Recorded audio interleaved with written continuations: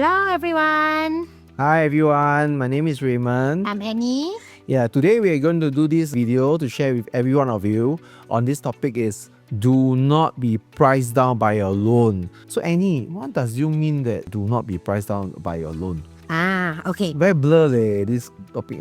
Blur meh? Okay. I'm confused lah. So you know right, Raymond, typically my clients always share with me, Annie, how come every time I call agent, right, after a short talk, right, they will always ask me two things lah. Yeah. How much is your budget nah? Have you done your IPA? Oh, IPA lah. IPA, huh? Okay. So typically, agent will ask you, have you done your IPA? Meaning, do you know how much you can loan from the bank? They cannot understand why agents need to ask this question. So the budget is the price that they can buy lah, right? To us, we will not ask our client this. Oh, why? Why is so special?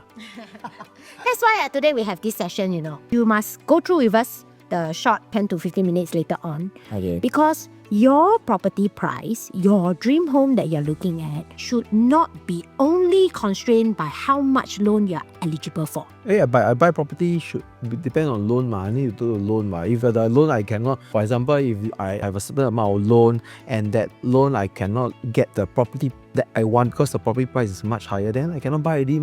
Yeah, exactly. Yeah. So, being an agent, we know the numbers, we run through and all. But being a consumer on the ground, normal buyer and seller, when we tell them your loan size can only buy up to 2 million, then does it mean I can only look at property that is 2 million and below? Definitely not lah. So if I want to buy maybe 2.5 million, am I right to say that I have to down another 500,000 more into the property so that I can buy a higher quantum, right? Yes, that is one option, but there are actually more ways to be able to help us to look at how this loan can well facilitate your dream home. So why am I saying this is because do not be controlled. Tied down, you mean? Yes, do not be controlled with your property selection just because, right, I only have an official IPA of XXX amount. Okay. Yeah, but of course, definitely, you don't come to me and tell me, hey, man, I know income, I'm going to buy a property there unless my pocket is a lot of cash. If not, otherwise, it's tightly related. But we should not be controlled fully by this factor. So today what we are trying to share with everyone is, can I say that we are sharing some financial techniques to help our consumers out there to get a dream home. Even though you think that you're tied down by a certain loan amount, but there is a bit of financial technique to help you to increase your IPA or your loan by a substantial amount to get the home that you want. Okay, so I think the disclaimer that we are having here is based on whatever we have done from all the cases over the years, our experience on the ground, and of course some of the analysis that we have did with all our clients. Of course, it's successful cases. That's why we are doing this video to share with every one of you here. So if you think that you are in this same situation after watching our video, feel free to contact us, and then we'll definitely do our best to help every one of you out there. So maybe you want to start explaining about this thing. What is this about? Okay, so before even going to a banker, things like that, right? We have to first understand how the loan actually comes about. How actually the bank calculate my loan amount? Based on what? Correct. So looking at this chart here, right, it's actually our standard calculator. Okay. And all the numbers can come out like in one click. Okay. You mean our calculator lah? Yes. So it's a standard formula that runs with this calculation. Typically, the banker will always ask us. This is based on what model that they calculate this? I want to highlight something for you all to take note. Typically, they will ask us the standard set of questions. Our age. Yep. Because our age actually determine how much loan. Right. And then the next thing is they will ask us, are you working or are you self-employed? That's where they want to know monthly income, how much they should punch in. Okay, so self-employed and employed is a different income status and is subjected to some haircut. 30%? Yes, 30%. Alright. So let's say today I'm a business owner, but because it's a self-employed, I earn 100k per year, then I will need to first undergo a haircut. Meaning, so that means I can only use 70k to do a calculation. Oh yes, correct. Then the next thing is our obligation, because your income is your weightage, but then there will be some obligation that you already have to be tied down every month. That is going to bring down your loan. So another question we will ask will be like, are you on any loan? The most common loan is car loan. Some people are on study loan, some people are on renovation loan. So any forms of loan that you actually engage with the financial facilities, then it needs to be declared lah. Okay. Alright. Okay. Then next thing, Since we are on a video, right, I just want to share with you all, this is something very, very interesting. We will always ask our client, may I know how many credit cards you have? Why? Why need to know how many credit cards? Exactly. So, commonly on the Crown, clients will always feel that, why do you need to ask me this question? I don't owe Very sensitive. any money. Very sensitive. Don't owe any money, ma. So I declare as 0 credit card. But actually, no. Because every credit card itself, right, it means that you are able to spend before even paying for it, right? So is it considered a liability? Oh, like that also considered liability? Yes, even though you don't owe the bank any outstanding. Oh, so how does it calculate for, let's say for example, today I only have 5 credit cards. 5 credit cards. So what's the liability? Standard tabulation per card is $50. Wow, 5 credit card means my liability is $250. Yes. This liability 250 is actually quite a lot. Can affect your loan size by maybe 100K. Oh, wow. Yeah, it depends on our income So level. So if you're someone like the 周润发 like that, you have tons of... You think I want to sell? So I think after watching this video today, right, I think a lot of you have to cancel most of the credit card. You only use one, so they will cut down your liability. Yes. If you are planning to take a housing loan, that's something you can consider, can cut off already first. Okay. Alright, then here, this is the part. What's this interesting? Can you see this little cute thing? It comes in 3 pockets. Oh, yeah. Yeah. Different color one. Your screen probably may not be able to capture so clear for you. Here, you can see we have one blue pocket. So how much loan you can get also depends on what property we are going for. What property are you going for? You mean a different class of property, you mean? Yes. Okay. So let's say, for example, we plan to buy an investment in the private market. Then my loan size is different. Even though I base on one age, one income, same liability. For private, you can see this single portfolio, right? For private, the loan size actually go up to here. Oh, wow. Yeah. That's mean I can loan about 900,000 for a private property, right? Maximum loan. Maximum loan. Maximum loan. So regardless, today you want to buy at 1.199, 1.2 million, you want to buy 1.5 million, you want to buy 2 million, based on your income, this is your maximum loan. Oh, based on just now the 8,000 income, 30 years old, okay. Yes. Okay. But if, let's say, you are buying a $1 million property, then you won't be able to get this full loan because it's only maximum at 75%. So meaning to say, if I want to buy anything below 1.2, it's not a big issue for me, right? I just have to use the 75% the loan, and then the 25% is my down payment. Yes. So these are the standard tabulation. Standard, See the green pocket here? If let's say today it's not a single person, it's a couple with this income, and they want to go for an EC. EC, the brand new EC, you mean? Yes. Okay. Yes, brand new EC. Then their tabulation will be totally different.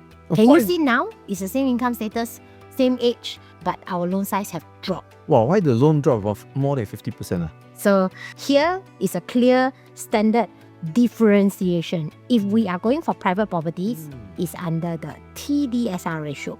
Oh. And that takes 55% of our income. So today, let's say Raymond earns 10,000.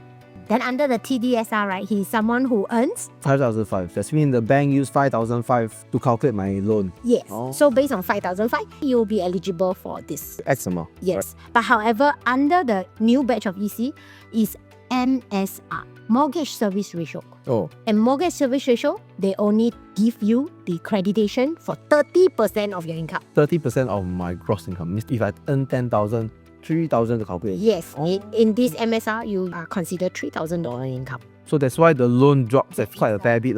Yeah, reduction of 25% down. No wonder. Okay, so on and so forth, exactly the same. It will work for HDB loans. So it's also under the MSR ratio. Okay. A slight differential. Yeah, so this that we discussed, the 3 above, right? This is why you have all the different numbers and how the loan is being determined by the bank. So now what we are going to share, right? Of course, is today if we want to buy maybe a 1.2 million or 1.3 million property, but in the scenario that my income is only 6,000. Of course, 30 years old, I just take this example, right? Yep. So based on the bank TDSR, just now Annie have explained, right? Actually, my loan is only 674,000 if I earn only a 6,000 income. And my max purchase here, as you can see, is only about 900,000. Meaning my max loan is already 674. I max out already. So today, if I want to buy a property of 1.2 million, so I minus actually my max purchase is 900,000, right? There's a shortfall of 300k. Wow, that's quite a fair bit. So meaning to normal consumer, they will always think that, hey, wow, like that the shortfall I have to pump in another 300,000 into the house. That's a lot, including my down payment. Yeah, where got so much money? Ah. Then of course a lot of the consumer they will give up. Yeah, not possible. Very, very difficult. Yeah. Maybe I have 100,000 to spare, but I don't have 300,000 to dump into or put into the property. So always the case that the consumer will what? They will just walk away and they will just feel disappointed and not able to get the dream home that they want, right? So I believe there are definitely buyers out there like that, right? So what can we do is there is actually a financial technique called pledging and unpledging. Hey, you heard before, no? Definitely, I heard. We both of us definitely hear before. But for you, that is in front of the camera, this is where we really want to share with you. But of course, these are some of the case study numbers that we bring out. Individual of us, we all have different income level. We got different commitment level. But don't worry, everything is one touch away. Yes. Yeah, and there's no obligation. You can always check with us. Yes. So just taking a very generic example, right? Of course, later we'll show you a case study as well. So based on this generic example, right? Okay, before we start to explain, right, what is pledging and unpledge? Because some consumer might not have heard of this. These two words are financial techniques, right? Used by the bankers, right? If you tell them you want to pledge or unpledge, the bankers definitely will know this. So pledging means, right, I will put a small amount of money into the bank, like a fixed deposit. For how long? 4 years. Yeah, 48 months. Yeah, for 4 years, 48 months. And what can this pledging help you? For example, today I want to buy a 1 million property based on this 6,000 income. Yeah. Actually, I can only buy up to 900,000, right? So how much I need to pledge to the bank is I need to put in 33,000 into the bank for 4 years, and the bank will help you to increase your loan from 674,000 to 750,000. That will help you to buy a property up to $1 million. So meaning instead of you putting another 100,000 into the property to buy from 900,000 to 1 million, right? Technically, you can only use 33,000, put in the bank for 4 years. 4 years later, this money will come back to you with some interest, right? Yes, fixed deposit. Like a fixed deposit lah. So you don't have to really pump in the 100,000 into the property just to buy the property that you want. Yeah, I think that is a very good technique.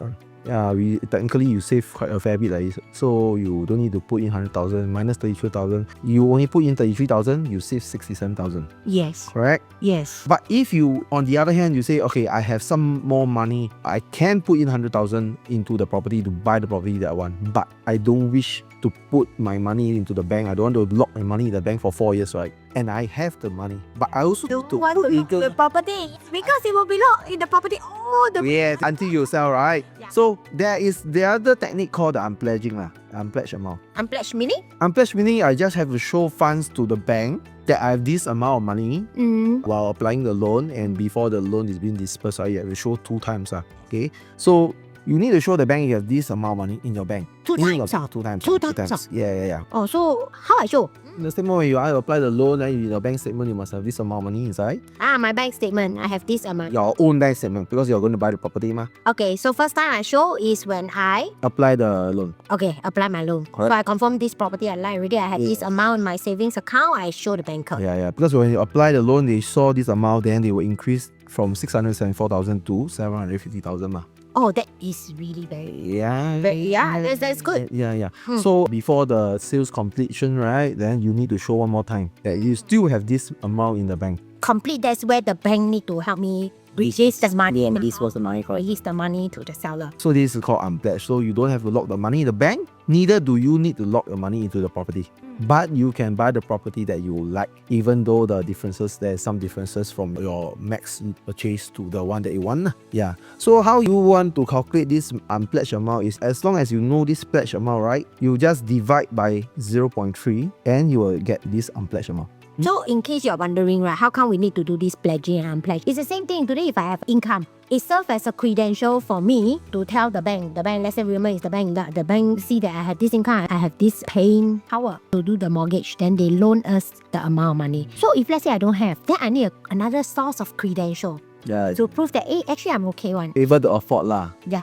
So pledging and unpledging, it adds on to your loan to power up your loan as a credential. Yeah, enhancement lah. So it's never about like, hey, am I very silly or not? I go and pledge the money, put inside the fixed D, then the interest so low, But it actually helps you to be able to leverage 100K more, right? From 600 plus. Yeah, just using a 33,000 in this scenario Yes. to represent the 100K down payment. Yeah, correct. So it's actually very beneficial. Actually give a lot of consumer more hope. Yeah, number one, more hope. Number two, you also have more flexibility. Yeah. Instead of tying in so much money to the property, you can have the flexibility to have the cash flow, do other form of investment. Or, yeah. So why not we just share one case study with them? Okay, come. This case study. Okay, for example, same thing, a buyer 30 years old, 10,000 per month they earn. The max loan is 1.124 million. Max purchase price, if I base on this loan, is about 1.5 million. But now, this buyer want to buy a 2 million property. Wow. So you see this difference already, the difference is 500K. It cannot. Normal consumer, they turn off already. Well, People say, why not you look at something cheaper? I earn 10,000 a month. You ask me down another 500,000. Wow, I need to save for how long? I think cannot. I cannot buy already. Very hard. But I really like the property. How? Can be done. Oh, so that's mean that the loan shortfall is another 375,000. Of course, if I dump in 500,000, I can buy the property. But if I want to leverage on loan, my loan shortfall is 375,000. But maybe this guy had a scenario that, I only have 350,000. So As a spare? yeah, As a spare lah. spare. No need to do down payment for the house. Yeah, but I don't want to do it to lock into the property. Yeah lah. 300 over 1,000. Yeah, It's I want to use for some business expansion, Cash flow. I do some cash flow, some renovation for the house. Mm. Or if I put in everything, I got no money to renovate the house. Yes, understand. So I think maybe we use this case and explore whether pledging or unpledging can help this guy. Let's see. Okay, so this is what we mentioned just now. Okay, so 350,000 available. Yep. So if you want to look at using our calculator, right, you can see if you were to buy a 2 million property Yep. based on the 10,000 income, Yeah. if you want to pledge 161,000 into the bank for 4 years, can it be done? 350,000? Can I? Can Can. Can. So this one soft already lah. Instead of putting my whole 350 to do the shortfall, Instead of putting 500,000 the down payment but I don't have 500,000, I'll do 350 But I can do pledging 161,000 so soft provided he's okay But if he's okay, it's settled. You want to do unpledged 500,000 can? cannot. Because at this moment of time, my spare cash is only 350. Yes. But the problem is even to put 161,000, a lot of people also reluctant. So does it mean the client have to tone down? So you see is it that you can only use pledging or unpledged? Got other way? How about combine? Combine. So if they combine, what is the benefit? Am I able to achieve this 2 million with the amount of cash I have? Maybe this buyer say, hey Annie, I want to only put less than 100,000 as a pledging amount. Yeah. Can be done, no? But here is 161,000. Here, unpledged 500 over 1,000, I also don't have the money. Yep. So a bit stuck. So actually, you can do a combine. So let's Yes. see what can be done. Don't straight away tone down the budget. Yeah. That's why, you work with us, with the right agents to help you, to give you more options, more solution. So definitely this is one of the solution for this scenario. So instead of pledging 161,000, I think the buyer can pledge 80,000, which is less than 100,000, and use 267,000 for the unpledging. So the total funds needed is only 347,000, which his cash is 350. It's definitely doable, but he don't need to use everything. He just need to pledge 80,000 into the bank for 4 years. So 350 minus 80, the buyer still left with 270,000. Enough to renovate the house. In-house. Still can buy the house, Cash flow for the business. still can buy the dream home. So actually settle already. This is nice, Raymond. How come not a lot of people sharing this type of different plans that we can have, we can work out? Because in this scenario, actually, I can see very, very comfortable now. I keep my cash flow. I only need to have 80K in the bank. And then you can get the dream home that you want, even though it's a 500,000 gap. So actually, it's very doable. But like what you mentioned, maybe there's a lot of consumer, they are not exposed to this kind of financial technique. Yes. So that's why we are doing this video. If let's say you have a similar situation, may not be exactly like that, this kind of income, buying a 2 million, but similar. There have been once you spotted a property that you really like. But because of the finances, without going deeper in for all these financial strategies, and you just decided that you have to drop the purchase, or you actually go and tone down. For example, you spotted a 4-bedroom for your family that is so nice, so matching for what you need, but because of the price, without working out properly, and you go and tone down, buy a 3-bedroom plus study. Yes, it's a pity lah, I feel. Yes, then I feel it can be improved. Yeah, it can be improved lah. Speaking to people who have more different suggestion for you, different experience. Yeah, because on the ground we handle a lot of families, direct buyers that is single only, that the income is quite limited. You purchase it as one person. So what are the things that we can help you to look at, explore before you even decide whether that is your final unit that you should go for? Definitely today we're just showing the single buyer. Of course, there's also a scenario that is a couple. Also at this kind of scenario, we also can activate this kind of financial technique lah. This is also only one of the financial technique that we have that I think is very doable for a lot of people as well. Of course, there's also other scenarios. If you have any other question on any financial calculation, or there's some slight difficulties to get the dream home that you want, I think you can feel free to contact me or Annie. Yep. Just like in a DM for us, no problem. Or you can reach us at our number here. Yeah, no issues at all, no obligations. We can quickly run through for you with the calculator that we already have in place.